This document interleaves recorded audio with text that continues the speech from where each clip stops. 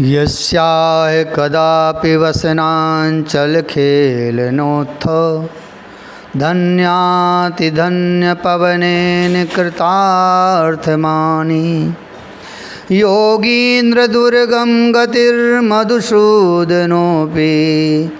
तस्याय नमोऽस्तु वृषभानु भुवो दिशेऽपि। राधा राधा राधा राधा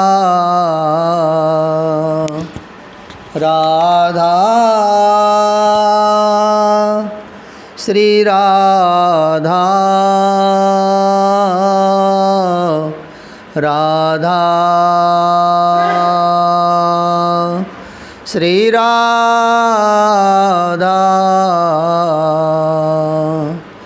राधा राधा राधा राधा राधा राधा राधा राधा राधा राधा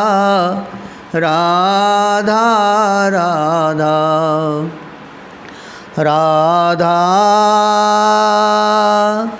राधा राधा श्री राधा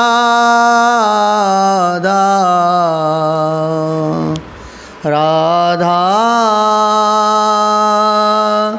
राधा राधा श्री राधा।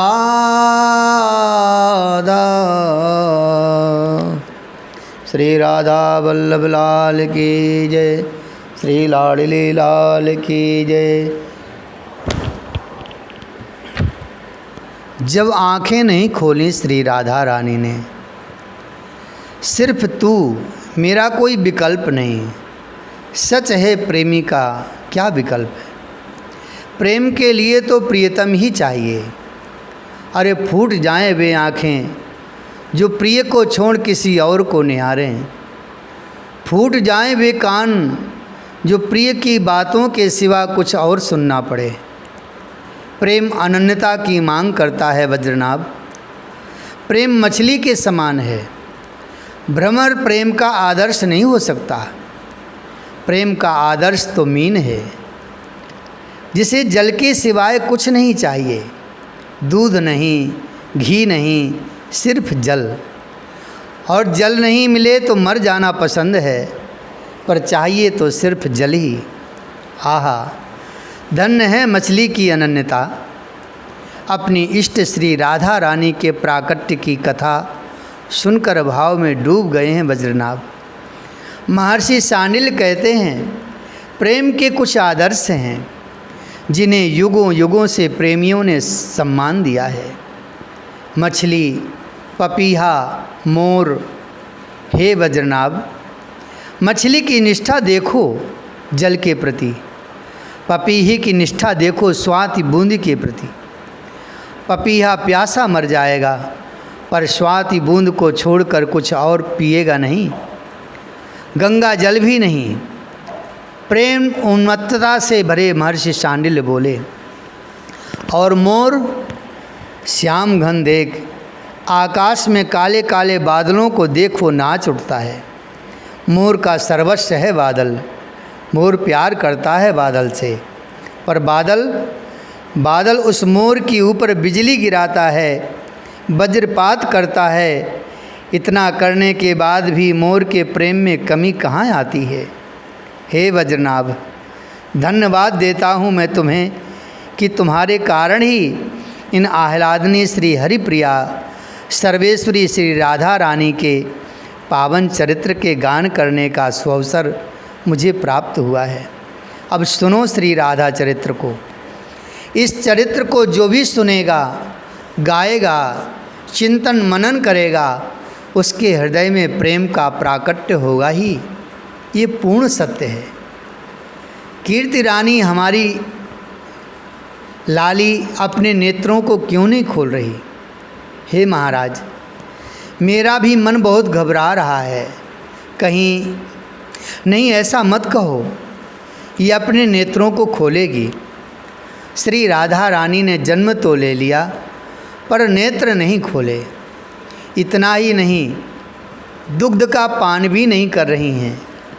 ये चिंता में डालने वाली बात और हो गई थी। महल में वृषभान और कीर्ति रानी के साथ साथ महल के और बरसाने के लोग भी दुखी होने लगे थे। देखो ना, कितने खुश थे हमारे वृषभान महाराज और कीर्ति रानी, पर ये क्या हो गया? बालिका न दूध पी रही है, न नेत्र ही खोल रही है। बरसाने में इस तरह की चर्चाओं ने अपनी जगह बना ली थी। आज 2 दिन हो गए, पर लाली ऐसे दूध नहीं पिएगी तो वो जिएगी कैसे? नहीं, ऐसे मत बोलो। हमारे महाराज वृषभान ने बहुत तप व्रत किए हैं, तब जाकर उनको ये बेटी हुई है। हे भगवान, इस पुत्री को स्वस्थ कर दो।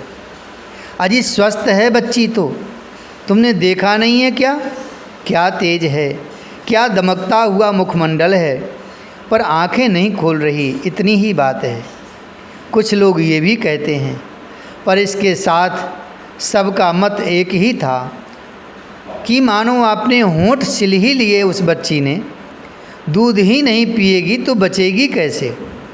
कितने झाड़ फूंक वालों को बुलाया, कितने वैद्यराज आए, और तो और कीर्ति रानी की माता मुखरा मैया ने भी बहुत राई नौन किया, पर सब कुछ व्यर्थ था, कुछ फर्क नहीं पड़ा। बरसाने के लोग कितने खुश थे, पर अब बरसाने में उदासी सी छाने लगी थी। सब नारायण भगवान से प्रार्थना करने लगे थे कि हमारी भानु दुलारी को आप ठीक कर दें। हमारे जीवन का सारा पुण्य हम अपने वृषभान जी को देते हैं, बस उनकी पुत्री ठीक हो जाए, आंखें खोल ले और दूध पीने लगे। हे ब्रजनाभ, इन भोले भाले लोगों को क्या पता कि अस्तित्व किस दिव्य प्रेम का दर्शन कराने जा रहा है जगत को। यशोदा, तुम्हें पता चला हमारे मित्र वृषभान के यहाँ पुत्री हुई है? ब्रजपति नंद आनंदित होते हुए बताने लगे थे। कब? ब्रजरानी आनंदित हो उठी। वो दूध पिला रही थीं अपने कन्हैया को। कन्हैया ने भी सुना तो वो भी मैया की गोद में पड़े पड़े मुस्कुराने लगे। कब हुई हैं उनके लाली? ब्रजरानी ने पूछा। सिर झुकाकर बड़े संकोच से बोले नंद, 2 दिन हो गए, देखो ना। अब बड़े नाराज होंगे वृषभान, पता नहीं कैसे मनाऊंगा मैं उन्हें। चलिए कोई बात नहीं, मैं कीर्ति रानी को समझा दूंगी। पूतना, तृणावर्त, सक्टासुर, इन सब राक्षसों का कितना आतंक फैला दिया है कंस ने। कन्हैया को हमने कैसी कैसी विपत्तियों से बचाया है। मैं समझा दूंगी, वो मान जाएंगी। ब्रजपति, आपने मुझे बुलाया? एक ग्वाले ने आकर नंद को प्रणाम करते हुए पूछा। हाँ, सुनो, शताधिक बैलगाड़ियों को सुंदर सुंदर सजा दो और शीघ्र करो, हम लोग बरसाने जा रहे हैं। नंद राय की आज्ञा पाकर वो ग्वाला गया, बैलगाड़ियों को सजा दिया। सुंदर तरीके से सजाया था। यशोदा और ब्रजपति नंद एक गाड़ी में बैठे। यशोदा की गोद में कन्हैया। देखो देखो कैसे हंस रहा है, कितना खुश है। ऐसा प्रसन्न तो ये आज तक नहीं हुआ था। ससुराल जा रहा है मेरा कान्हा। इतना जैसे ही बोला यशोदा ने, कन्हैया तो खिलखिला उठा। नंद और यशोदा ने एक दूसरे को देखा और खूब हंसे। कितना अच्छा होता ना कि रोहिणी भी आ जाती। पर यशोदा मथुरा में अपने पति वसुदेव से मिलने गई हैं। रोहिणी दाऊ को तो छोड़ जाती। यशोदा ने फिर कहा, अपने पुत्र को भला कोई छोड़ता है? छोड़ो यशोदा, तुम भी ब्रजपति चले जा रहे हैं, इस प्रकार चर्चा करते हुए। 100 से अधिक बैलगाड़ी हैं, आधे गाड़ी में तो लोग बैठे हैं, कुछ गाड़ियों में मणि माणिक्य स्वर्ण, कुछ एक गाड़ियों में वस्त्र आभूषण इत्यादि, कुछ एक गाड़ियों में दूध माखन दही, ये सब रखकर चले जा रहे हैं बरसाने की ओर। ये क्या बरसाना उदास है? लोग सजे धजे हैं पर वो उल्लास और उमंग नहीं है किसी में।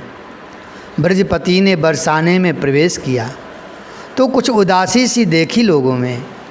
महल में चहल पहल तो है, बंधनवार भी लगाए हैं, केले के खंभे बड़ी सुंदरता से सजाए गए हैं, रंगोली तो हर बरसाने वाले के द्वार पर बना ही हुआ है, मोतियों की चौक भी पुराई, पर कुछ उदासी सी छाई है।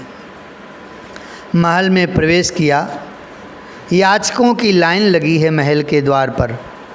स्वयं खड़े हैं बृषभान जी, सुंदर रेशमी वस्त्र धारण किए हुए, माथे में पगड़ी, मोतियों की लड़ी गले में, सोने के कड़ुआ हाथों में। बृषभान जी प्रसन्नता से सब कुछ लुटा रहे हैं। बधाई हो मित्र, बधाई हो, जोर से आवाज़ लगाई ब्रजपति नंद ने। बरसाने के अधिपति बृषभान को देखा। बृषभान जी ने कई बैलगाड़ियाँ सजी धजी खड़ी हैं महल के द्वार पर। मित्र ब्रजपति और ब्रजरानी दौड़े पड़े। बृषभान जी पास में गए तो गले नहीं मिले। हम आपसे नाराज़ हैं, 2 दिन हो गए और आप अब आए हो, हम आपसे बात नहीं करते। मित्र का रूठना अधिकार है। हाँ, हमसे गलती हो गई है, अब आप जो दंड दें। वैसे भी मैं तो कहता ही था कि संपत्ति वैभव इन बरसाने वालों के पास ही ज़्यादा है, ब्रजपति तो इन्हें ही बनाना चाहिए। नंद जी ने हाथ जोड़कर आगे कहा, हम तो नाम के ही ब्रजपति हैं, सच्चे ब्रजपति तो हे बृषभान जी आप ही हो। तो क्या दंड दोगे हमें बृषभान जी? वैसे लड़के वालों के सामने लड़की वालों को ज़्यादा बोलना नहीं चाहिए। हंसते हुए ब्रजपति ने बृषभान जी को अपने हृदय से लगा लिया था। क्या बात है, उदास हो? हे बृषभान जी, आप सत्य पर दृढ़ रहने वाले हैं, इसलिए आपकी वाणी सदैव सत्य ही होती है। आपने कहा था मुझे तो लाली चाहिए, और देखिए आपकी लाली हो गई। हंसते हुए बोले ब्रजपति नंद। पर आप उदास हैं क्यों? नंद ने फिर पूछा। महल में चलते हुए बातें हो रही थीं। कीर्ति रानी के पास में आ गए थे सब लोग। ब्रजरानी यशोदा के साथ कई गोकुल की सखियां चल रही थीं। उनके हाथों में हीरे मोती मणि माणिक्य से भरे थाल थे, जो लाली को न्योछावर करने के लिए लाई थी ब्रजरानी। बधाई हो कीर्ति रानी, लाला कन्हैया को गोद में लेकर ही दौड़ पड़ी यशोदा। यशोदा भाभी कीर्ति रानी उठकर बैठ गईं। नहीं, लाली कहाँ हैं? मैं देखूँगी लाली कहाँ हैं। यशोदा पूछ रही थीं। ये रही हमारी प्यारी लाली, कीर्ति रानी ने दिखाया। ओह कितनी सुंदर है ये तो। ओह, अपलक देखती रही उन भान दुलारी को ब्रजरानी यशोदा। क्या न्योछावर करूं मैं, ये लाली तो बहुत सुंदर हैं। थाल के मणि माणिक्य को वार दिया ब्रजरानी ने। अपने गले का सबसे मूल्यवान हार उतार कर किशोरी जी को न्योछावर में दे दिया। फिर भी मन नहीं माना। अपने हीरे से जड़े कड़े उतार कर लाली के ऊपर न्योछावर कर लुटा दिया। पर नहीं, इस कीर्ति किशोरी के आगे ये हार ये कड़े क्या हैं? क्या दूँ मैं? ब्रजरानी भाव में उछल रही हैं। कुछ नहीं मिला तो अपनी गोद में खेल रहे कन्हैया को ही श्री जी के ऊपर घुमाकर उनके ही बगल में रख दिया। इससे बढ़िया न्योछावर और कुछ नहीं है। गदगद भाव से बोली ब्रजरानी। पर ये क्या? कन्हैया खुश? कन्हैया को तो अपनी प्राण मिल गई, वो खिसकते हुए अपनी सर्वेश्वरी के पास गए, अपने नन्हे नन्हे करों से प्रियाजू के नन्हे नन्हे नेत्रों को छुआ। बस फिर क्या था, नेत्र खुल गए श्री राधा के, खोल दिए नेत्र श्री राधा ने। वृषभान जी ने देखा मेरी लाली ने अपने नेत्र खोल दिए। वो तो ब्रजपति का हाथ पकड़कर नाचने लगे। ब्रजपति, आप पूछ रहे थे ना कि मैं उदास क्यों हूँ, मेरी कन्या ने नेत्र नहीं खोले थे। ये बात फैल गई हवा की तरह पूरे बरसाने में। अब तो सब लोग आनंद मनाने लगे, नाच गान फिर से शुरू हो गया। कीर्ति रानी के नेत्रों से आनंदाश्रु बह चले थे। यशोदा भाभी, आप सोच नहीं सकती मैं कितनी खुश हूँ आज। हृदय से लगा लिया था ब्रजरानी ने कीर्ति रानी को। अरे देखो देखो, ये दोनों कैसे खेल रहे हैं। ऐसा लग रहा है जैसे ये दोनों ही प्रेम के खिलौने हैं और प्रेम से खेल रहे हैं। प्रेम ही इनका सर्वस्व है। श्री राधा कृष्ण दोनों बालक रूप में एक दूसरे को देखकर किलकारियाँ भर रहे थे। अरे कीर्ति, बहुत खेल लिए, अब दूध तो पिलाकर देखो। मुखरा मैया सबसे ज़्यादा प्रसन्न है। उन्होंने आकर दूध पिलाने के लिए कहा। कीर्ति रानी, जब तू दूध पिलाने लगी, नहीं पिया दूध, मात्र कन्हैया को ही देखती रहीं लली श्री राधा। पर कन्हैया ने अपने नन्हे हाथों से श्री राधा के मुख को कीर्ति रानी की वक्ष की ओर कर दिया, मानो कह रहे हो राधे अब तो मैं आ गया, अब तो दूध पी लो। बस प्रियतम के सुख के लिए प्रियतम की प्रसन्नता ही सर्वोपरि है, ये जानकर श्री राधा रानी ने दूध पी लिया। हे वज्रनाभ, ये प्रेम की लीला अद्भुत है, इसे बुद्धि से नहीं समझा जा सकता, ये तो हृदय के माध्यम से ही समझ में आता है। घर घर मंगल छायो, आज कीर्ति ने लाली जाई है। श्री बरसाना धाम की जय, श्री राधा रानी की जय। राधे कृष्ण कृष्ण कृष्ण राधे राधे। राधे श्याम श्याम श्याम राधे राधे। राधे कृष्ण कृष्ण कृष्ण राधे राधे। राधे श्याम श्याम श्याम राधे राधे। श्याम श्याम राधे राधे। श्री वृंदावन बिहारी लाल की जय, श्री लाडली लाल की जय, श्री राधा वल्लभ लाल की जय, श्री राधा चरितामृतम की जय, श्री हरि शरण जी महाराज की जय। जय जय श्री राधे श्याम, जय जय श्री राधे श्याम, जय जय श्री राधे श्याम।